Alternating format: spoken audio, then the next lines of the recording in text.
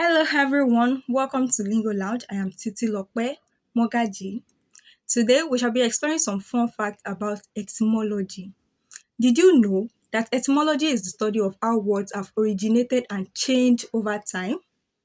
Etymologists compare words in different languages, study historical texts, and analyze the changes in pronunciation and meaning of the texts. The word etymology comes from the Greek word etymologia. Etymon, which means true sense, and logia, which means study of.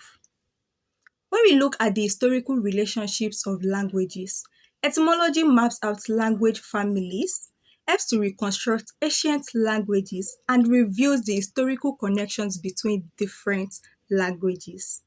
When it comes to linguistic change in etymology, this reveals phonetic shifts, semantic drifts, borrowing words from other languages and creating new words from existing words. When we look at cultural insights, etymology reveals how languages and cultures influence each other through trade and conquest, and it also reflects societal changes and technological advances.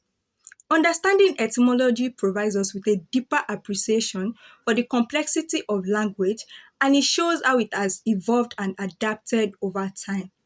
Keep practicing and loving languages. See you next time on Lingo Lounge. Bye.